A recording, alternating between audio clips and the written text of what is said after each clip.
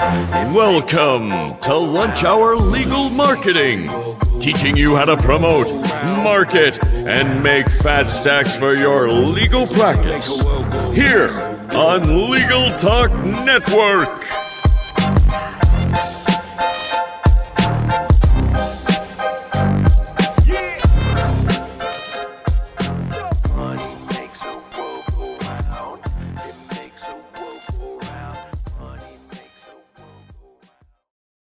Conrad, welcome to this edition of Lunch Hour Legal Marketing Office Hours. How the heck are you? I am fantastic. I've got my three kids are all going to be back in the nest in about 7 days. So that'll be fantabulous. I'm looking Enjoy those moments, right? People take it for granted when you've got kids in the house and then they leave and then you're like, I miss you kids. No, you can't miss your kids. You can't. You got to be more excited for them to have their own adventures than to miss them. But you're grateful when they're all back under the same You are grateful when they're all back in the house. And I have a whole bunch of stuff that they have to do when they come back because there you go. Yeah. How are you?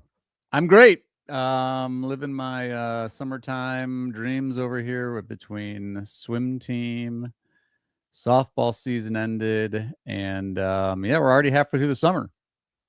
I know, dude. And we are wrapping up the World Cup.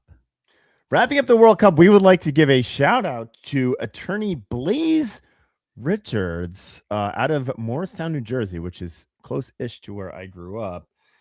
Currently on top of the Lunch Hour Legal Marketing FIFA pool. And Blaze Richards, if you stay on top, you will get freebies everywhere. Travel, tickets, accommodation, not food. No food and drinks included. I'll buy you a drink. I'll buy you a drink. You'll buy. All right. And Guy also is currently at number 6. And I'm in number 6, and I'm one of the few remaining participants who picked Spain. So I feel like if Spain comes in, I might be in good shape. If you win, Guy, I will give you a free ticket to the Lunch Hour Legal Marketing. Well, I'm looking over these contest rules, and I think I'm eligible. No, you're not. You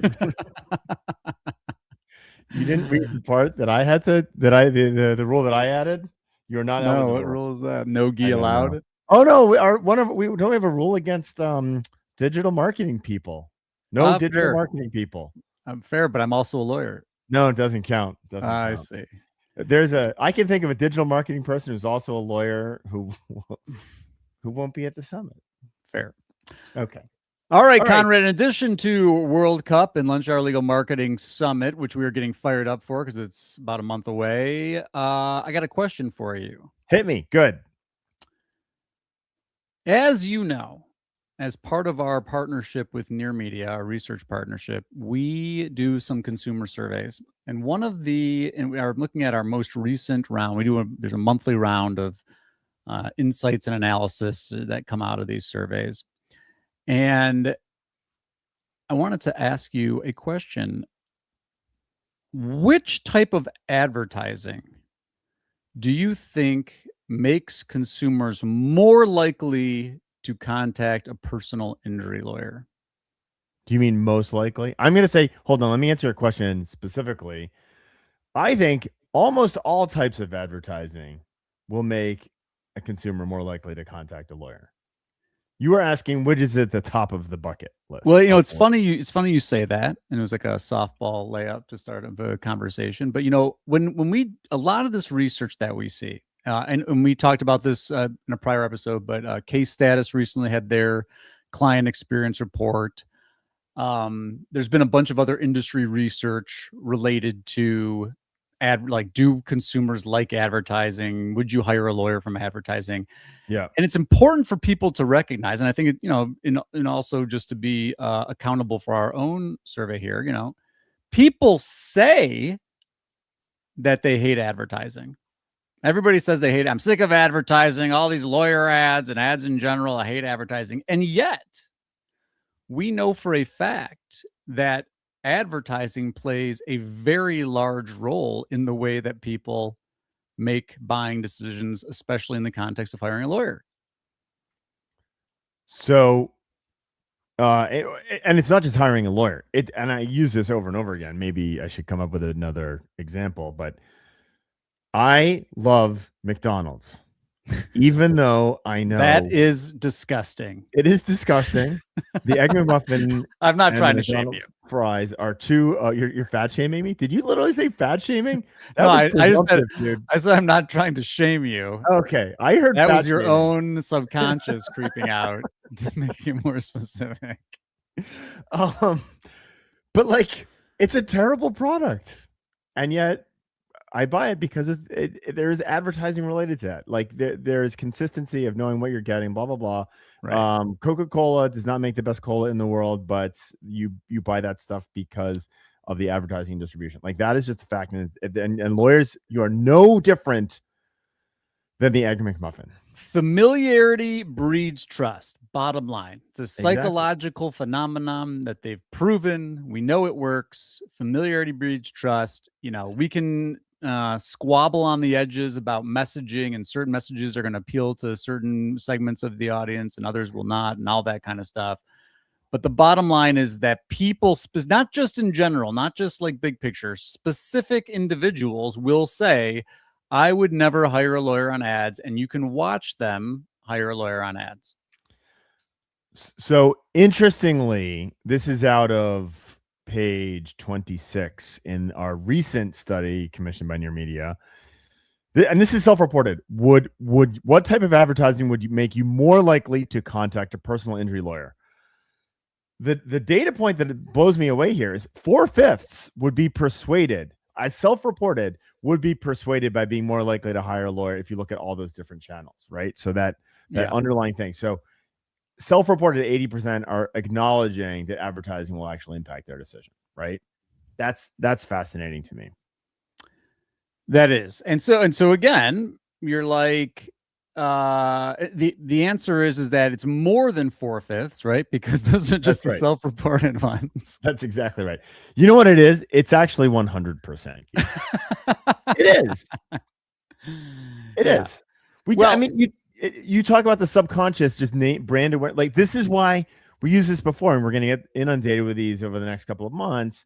The yard signs that just have a name for a politician. The only reason those exist is to build familiarity with a name. That is the only reason those exist. And so familiarity with a name, even subconscious familiarity, has an impact. We have seen that there's study after study after study after study that proves this. So the answer is it's actually 100%. Now I'm going to, now that you got me, because I want to give something tactical here from this. Okay. You know, lawyers look at this and they're like, all right, great. TV commercials, not going to do it. Right. Paid search. God, that seems expensive. Well, social media ads, that's interesting. We'll come back to that one. Online video ads, print ads, directory listings, local event sponsorships. So those are some of the top reported as more likely to contact. I think I come back to your thing with the politicians. I'll give another example. I mean, I'm at this because we think about it in terms of sponsorship and advertising, but there are opportunities for you to create this recognition and this familiarity without actually buying advertising. Let me give you an example. I'm going to give you an example for my kids. Now, people might say, oh, Guy, this is horrible. Why would you mix business and your personal life and all this stuff? But, you know, my kid's on a swim team. At the swim meets, people put up tents. Why not put up a tent with your branding, your corporate branding on it? It's free. No one's gonna think twice about it. Yeah. Easy, right? Very easy. By the way, all of you soccer parents, which is all of you parents with kids under the age of 15, you guys all buy those little canopies. There you go. Right. That's what I'm saying. The canopies. That's what I'm talking about. The canopies. So the canopies at the swim meet. Put your branding on there. Put it. If you don't have a canopy, put it on your chair. Hold it. Hold a mug. So do something. We did a thing about advertising everywhere, and there's a reason that you're sitting here. Like, just use us as an example right now. I always record with the Mockingbird logo behind me. Always. if you have a blank wall, you have a canvas to put your logo on for when you do Zoom calls. So like, or go spend a fortune on a suboptimal neon light that doesn't work. We are going to create a GoFundMe for a sticker of the Attorney Think logo, so Guy can follow my directions here. But I have to take down the picture of the galaxy up there, and I don't know if I can do that. You should have, but hold on. Look, you also have the Lunch Hour Legal Marketing hat on, right? It's actually, I think yeah, I do have the Lunch Hour Legal Marketing hat on. I do. So you're mad about branding. I've got my branded Alpental logo. That's where I do my ski patrol work. But there's branding opportunities absolutely everywhere. The other day we were sitting with the Lawmatics hats on, right? There's a reason for that. So I mean, honestly, I know right now there are lawyers that are fans of Lunch Hour Legal Marketing, and not everybody comes to office hours, so maybe we should plug this on the main feed, or maybe we'll send a link to office hours. But I know you're sitting there and you participate in these local community events, and people on the team and people that you're standing next to, they have no idea what you do. You don't talk to them. You're not like close with them. Your kids are on the same team. You're not friends, but they should know what you do. And now some people, again, what's the pushback? Some people be like, that feels a little bit like cheesy advertising. Okay, well that comes down to, that's a matter of taste and like how you do it. Great. Well, hold on. That is a matter of taste. Also amazingly effective. Right. So you may be very tasteful and no one knows who you are. Right. Anyway, there's all these people in your life, in your community, and guess what is up here? Local event sponsorships, like local community. It doesn't have to just be sponsorships. Like we talk about this with being out in the community with branding on, finding ways to get other people to want to actually wear your branding. I think might be a little bit harder one, but you talk about yard signs, like people in our community, they do the back to school and graduation yard signs. And guess who's on the back? There's a realtor in town, Chris Peril. Give him a shout out. Excuse me. Every day for all of these families where his sign's on the lawn. Yeah. You walk past that and you see Chris Peril's name. Let me ask you a question. This surprised me. We won a fairly good. I was very excited about this new client yesterday. Congratulations. Thank you. They asked during our hey, we've picked you call if they could get Mockingbird swag. There you go. It kind of felt like it ran counter to me that I would send my clients our stuff. This is so what's the issue for you there? No one wants your stuff. Yeah, but if they do, I'm working under the assumption that no one wants to be your advertising billboard, right? Yeah, that's where I always start too.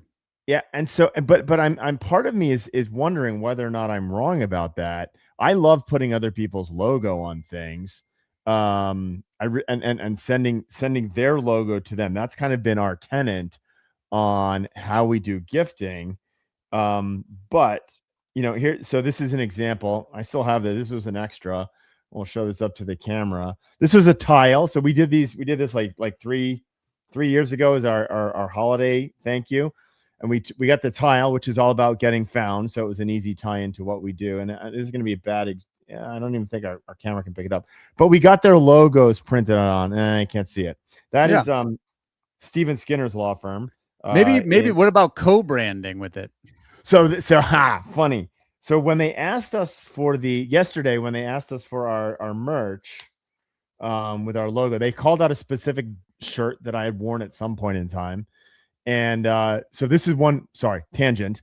If you're going to do branding, buy high-end gear, buy high-end branded stuff. Do not buy cheap plastic shit because it is a representative of your brand. Fortunately, the shirt that they requested were Nike technical shirts. So good brand, blah blah. We can work with that.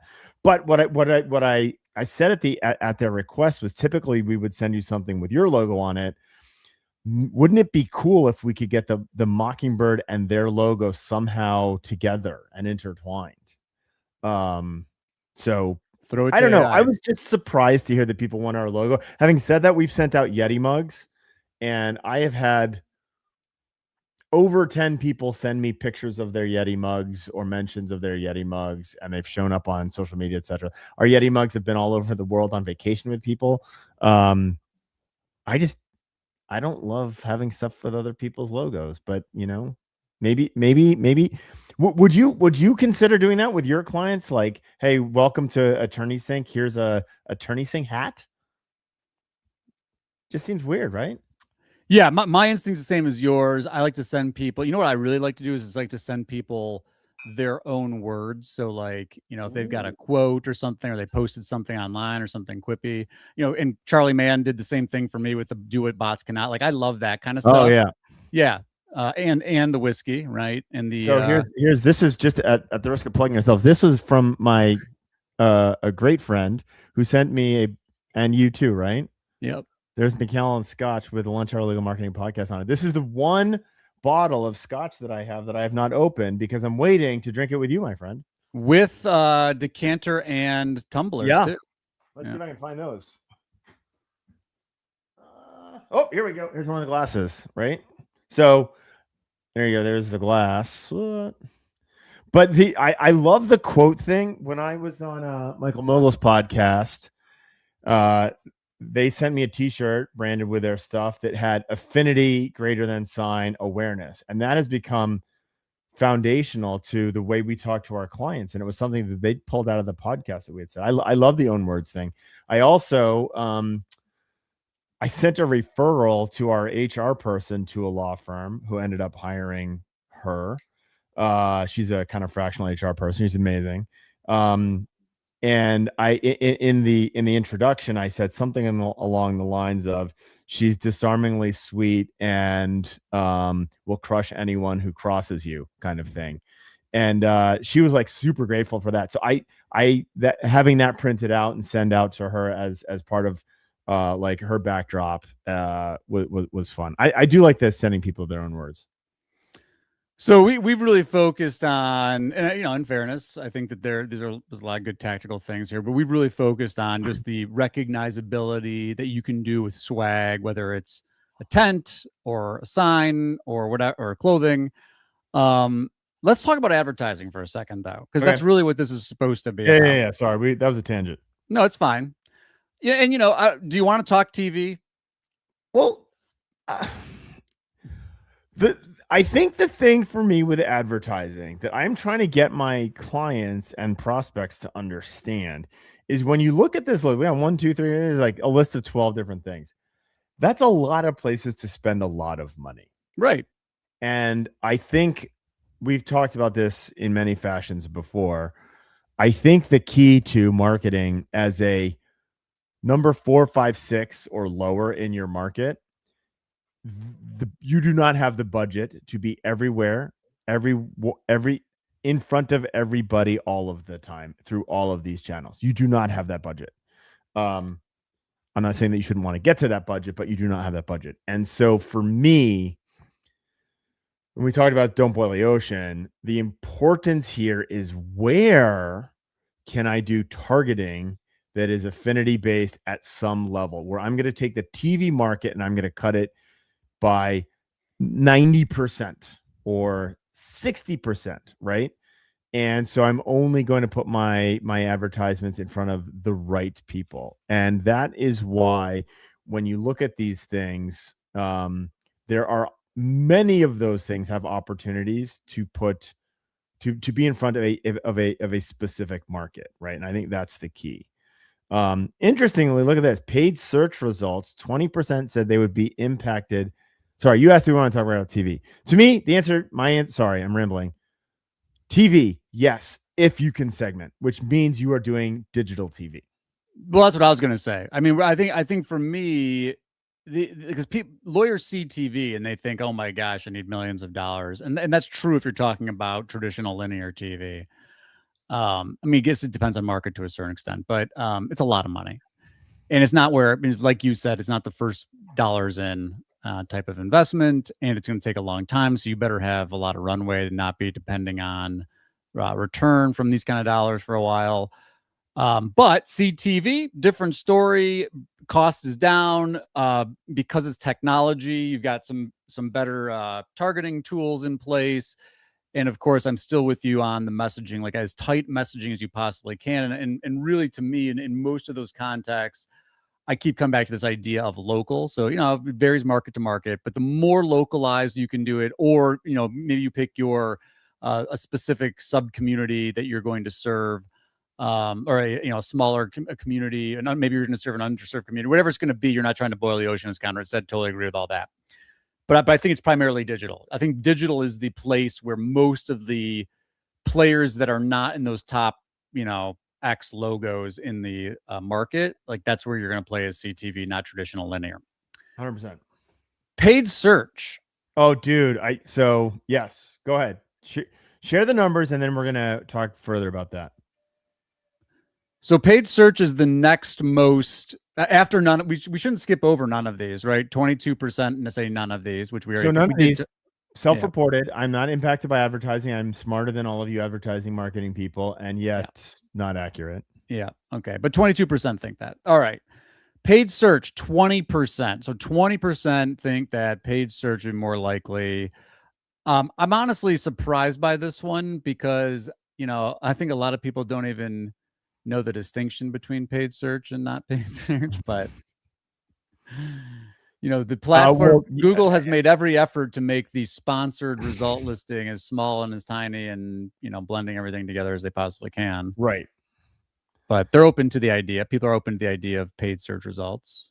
And so just to and I don't think I'm, and if I am speaking out of church, we can cut this from the pod. We can. It's live, but go ahead. No. So the live people can get all this amazing data, and maybe we'll cut this from the pod if we should. Paid search is 22%, right? Self-reported 22%. Yep. If you look at the if you go back to sheet 2, and I'm not saying you should share this right now. We should talk about whether or not we can talk about this. Yeah, it paints a different picture. We can say this. We can say this. We know for a fact that when you look at the way the users behave on a page, the ads command a ton of attention. Yes.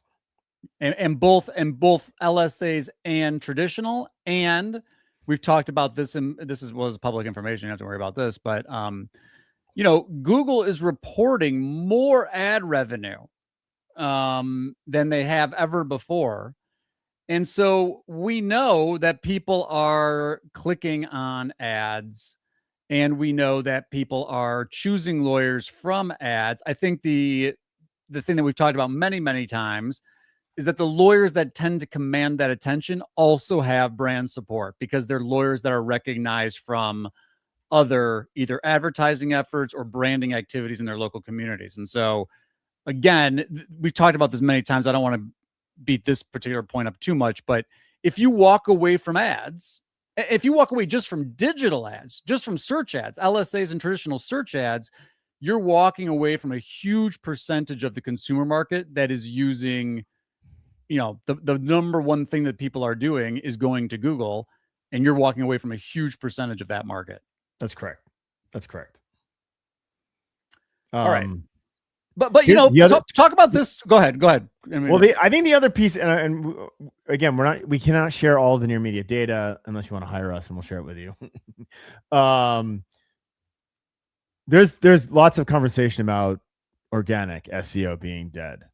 If you look at, and this is a study done on, actually watching hundreds of people search for a lawyer, like literally watching that happen. Don't tell me that organic is dead. Don't tell me that like SEO is dead. It is very alive and healthy. So well, look, I'll cherry pick two that I've already shared with folks.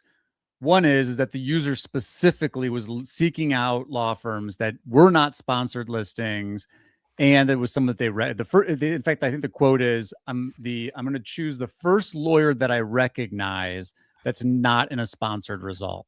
So that phrase, you quoted that almost verbatim correct.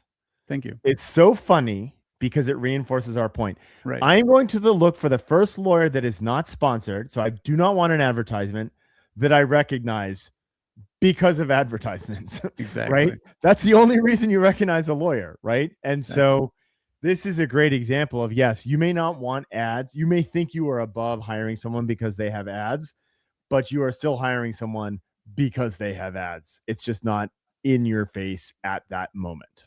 Right. And it's fine to be, I mean, it's totally natural to be consciously adverse to the idea of ads and advertising, and maybe you're sick of seeing the ads, but subconsciously, when the firm's brand is ingrained in your mind, as long as you're not having a fully negative brand reaction to them, the ad's working. What I wanted to get into, the second I'll give the second behavior thing that I think is relevant to this is there's an example where the user chooses an organic Yelp listing because Yelp says 10 best personal injury lawyers in your area. That's their title tag, right? And so when you're on a SERP interface and you're surrounded by all of these like law firm listings that look the same, basically, right? They're all the organic listings are optimized for like personal injury lawyer city, and they all look the same. And that's another common theme that you hear a lot in these user recordings. They clicked into the organic Yelp listing. So that's SEO, quote unquote, for Yelp's SEO team. And then they chose the lawyer. As they're talking out loud, they're like, oh yeah, I know this lawyer from a bunch of advertising or whatever. And then they went and did a brand search on that lawyer's name. So again, the point is that there are users that are going to choose from organic listings, but it's like, what are you putting in your listing to make it compelling, to stand out, to distinguish from the other, title optimized injury firms in your area? Right. And no one's doing that. I mean, you could pop open any SERP right now. You'll see it's all the same thing. Okay. What else? Let's talk. One more thing I want to get your thoughts on, because the other big theme here, and I don't know if you got to drop in 3 minutes or not, because usually these 30 minutes, but we're coming up on 30 minutes, just a heads up. Paid search. Yep. We've talked about this a little bit on prior episodes, probably on office hours as well. A lot of and I want to segment between LSAs and traditional ads. Put LSAs aside for a second. A lot of what I hear out there is that even Google ads, non-brand search ads in PI they're too expensive for a lot of firms. Yes, they are. I mean, is that the new TV? No, I don't think it's the new TV because it has a different objective. Yeah, and there's way better targeting and high intent and all that kind of stuff. So how do you explain that? How do you explain Google's making more money off of ads?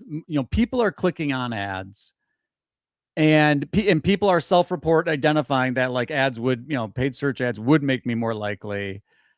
And then, and by the way, a lot of lawyers are like, you can't pay for it. Now, some of that you might say, well, that the answer is built into what you just described, because lawyers are willing to spend more money there because it's actually working for them, which is driving the price up.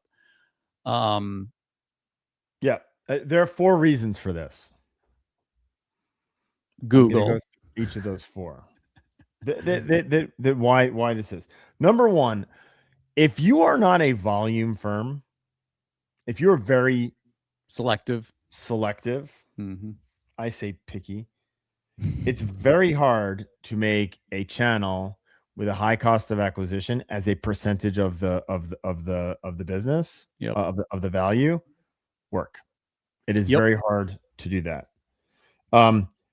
So that's kind of the one. If you're not set up to do volume, that is a problem. The second thing, and this is just the opposite end of that, if you are bad at maximizing the value of your business, that is a problem, because you're a $4,000 cost per acquisition for a $10,000 value is a lot different than a $4,000 cost per acquisition for an average $12,000 value, right? So there are those firms that have not figured that out. There is also the stupid. And by the stupid, I mean, you want to be number one, and you're running this without thought of the financials, right? And so you're willing to lose money either because you're stupid, or because you're trying to kill a market. There are, and let's not shy away from this. There are large nationwide firms that are coming in, losing money on this, and they are putting the local hardware store out of business so Lowe's can move in, right? That is absolutely happening. And or you are running this poorly, which basically means you are doing things like maximizing clicks. You are letting Google run this for you. And so I will say poorly run campaigns that do not have your business's financials at their heart when they are being run.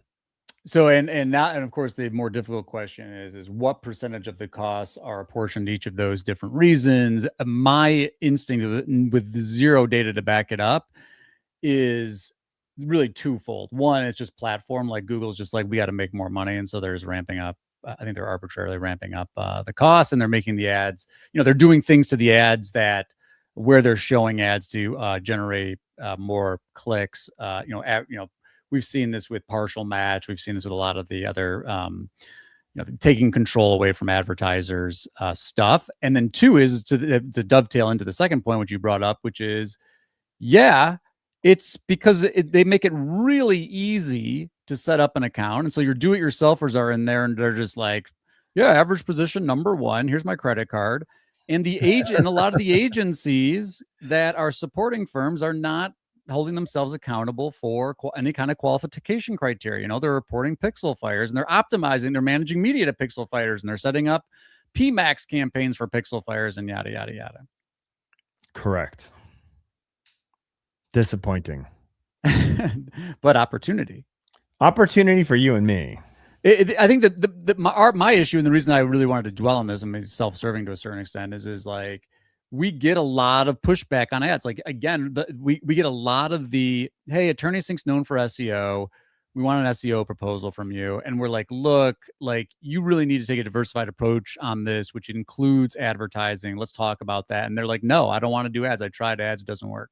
It's too expensive. Right. Well, funny you mentioned that. Our new client that I'm very excited about working with, that was the one part that they wanted to hold on, was advertising. Yep.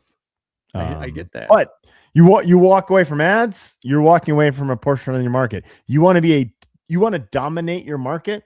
You are not dominating your market if you are not advertising for direct response, period.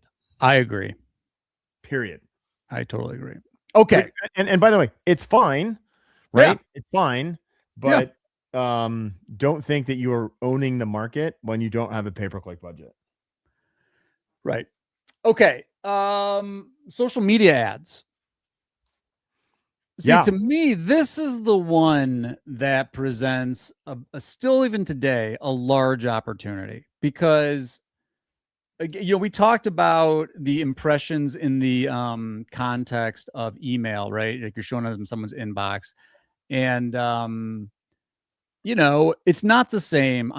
There's feed blindness. We've talked about that before, but showing up in people's feed, like, you are leaving an impression, and depending on the quality of what's in your ad, different levels of impression in someone's mind. But I think social media ads are the opportunity for folks that are like, I can't do TV. I don't have the budget for CTV. I can't do paid search. And this is what I want to hear from you on, because I think you would agree that social media ads is part of the mix. I'm like, the thing that's really poorly underutilized, in my opinion, is the brand awareness campaigns and the affinity campaigns, but those take longer. Where are we today on direct response social media ads? Direct response social media ads for this surprises me for personal injury. And I don't want to make this a personal injury show, right? But I do have data. They do work, right? They work. And I will tell you that this surprises me, right? And it's not, but it shouldn't. I don't know. It's not. So here's why it bothers me that this works. like from a pure business theory perspective and digital marketing perspective. There is not a group on Facebook for people who like getting into car accidents. There's not. There's not a way on LinkedIn there's no groups on LinkedIn about I was recently in a car accident. Well, that's not true. There might be rehabilitation groups and survivor groups. But like, I mean, that's not what is driving direct response success in social media. Yeah, great. It's not. Yeah, I agree. And being able to get involved in those groups, etc., like very, very, very difficult and time consuming, and the advertise like blah blah blah blah blah. Mm-hmm. Direct response social. So the reason that this bothers me is the theory tells me social media is great for demographic profiling, right? I want to find people who vote Democrat and like the Yankees and are Jewish and have the title of lawyer. I can find those people very easily on LinkedIn, right? I can find similar profiles on Facebook, etc. Snapchat, like the whole works. So you can do great demographic profiling. The difficulty for me that just feels wrong is all demographics get in car accidents, right? And so the upside, the value, the unfair advantage that social media has doesn't really take effect. Having said that, it works. Direct response works for social media, which blows my mind, but it does. It does. It can. But by the way, sorry. I'm curious, Guy. This in personal injury, I have not seen it work outside personal injury. I don't know that it doesn't work outside of personal injury. It does. As a direct response vehicle, we're not running. Well, let me show you. Let me kind of give you the difference. You want demographic profiling for criminals on Facebook? No, not the targeting. It comes down to the messaging, right? But if forget about, let's not do criminal defense right now. And you might push back and say, well, that's not direct response, right? We'll do family. Let's do family. Great. Right. You offer on social media a webinar on things you should know about before getting a divorce. People sign up for it, end up hiring you. And there's probably more targeting that you can do with that. I'm just saying, do you count that as direct response? Yeah. Yeah. So hold on. So yeah, yes. So that works in family. It works in estate planning. Estate planning, yeah.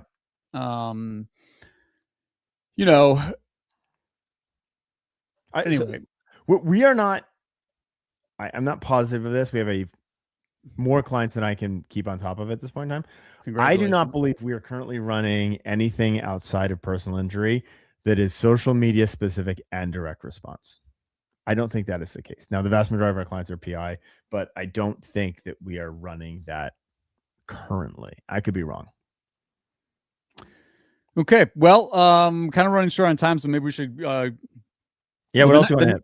The next one's online video ads. Now, again, for me, online video ads, like, are we talking YouTube or are we talking like buying display ads, video display ads on like, managed placements on like news sites or that kind of stuff. Now, I'm big on video for lawyers. I'm big on YouTube. I'll even tell you, and I talked about this at Summit last year. You get if you have the opportunity to do an online video ad on like a local news site or a local, something that's very localized to you, those ads are really powerful because people, this is how people are consuming their local news and stuff. And again, I wouldn't go on there and like, just me. I would find ways to get people to not just the attention there, but I'd focus on giving them some kind of offer, like come sign up for our free giveaway for the local sports team tickets, or come check out this backpack drive we're doing. Something that gives people a reason to take some kind of action beyond just like free consultation. But that stuff does really, really well. I was listening to David C. Baker's recent podcast, and one of the things that he talked about was the value of the call to action should be about getting someone's email, right? And starting that relationship. I think in in legal, you have to spread this out between personal injury and lots of other longer purchase cycle, between short purchase cycle and long purchase cycle, right? And the reality is, if you're on a car accident lawyer's website and you're not actively looking for a car accident lawyer, you probably got there by mistake, right? Or maybe you came to sign up for the giveaway or the scholarship. But see, like, this is where I struggle on this. Like, the giveaway that you've got to be doing this at mass volume for that to turn into a client at some point, right? I don't know. I guess mass volume is a relative term. You certainly can't. You're not going to send it to 10 people and be like, hey. Right. But you've got a database of former clients and contacts and stuff, and you market it, right? That's the other thing too. No one's marketing this stuff. You go out and market the giveaway, and you market the whatever it is event. Because again, my issue is with this stuff is everybody's thinking of it in the context of direct response. And folks aren't thinking about it in terms of like, look, I'm not telling you need a lawyer right now, but guess what? The more touches I get with you, the more likely when you do or when you need to refer, you're going to choose me because I saw you at the local event. Then I signed up for your email giveaway thing and you sent me tickets to the Lions game. And then I put pictures up and that showed up in my social feed. And then blah, blah, blah. And it's like, you're showing up all over the place for them. Like, of course. And so then and again, does that take time? Yes. Does it take some technical setup? Yes. Does it cost money? Like, do you have to do it at some scale? Yes, you do. I'm not saying you can only do it at super low volume, but compare those advertising dollars, because that's what they are, to TV, paid search, outdoor advertising, radio advertising. I think when you talk about bang for your buck when you're a smaller budget person, I think that, and I think it should be part of the big budget. And guess what? The big budget lawyers are doing this kind of stuff too. I mean, I can see it. Well, the big budget lawyers here's the key. They're doing all of it. Right. We've talked about this piece before, but they are doing all of it. And if you are 1, 2, 3 in your market, they're doing it with limited to no targeting. Right. And again, opportunity. So it costs a lot to blanket. But this is where the synergy happens, where all these things work together, blah, blah, blah, blah, blah. Right. Exactly. That is the way it works. Exactly right. Podcast advertising did show up on here. It's showed up high. 4.6% of people said podcast advertising would make you more likely to contact a personal injury lawyer. How many of you out there, listeners? I would love to talk to someone who is doing podcast advertising for their law firm. Yes. The reason this would be fascinating is the importance of the geo-targeting of that, right? So like, I'm just thinking through, if you are in Michigan and you advertise on some University of Michigan sports podcast, great. I love that kind of stuff. Exactly. But we would love to hear from you if you are running advertisements on podcasts. And we should, the alternative to this too, because no one's going to volunteer because no one's brave, and no one listens to the show. But we should. This part of the show.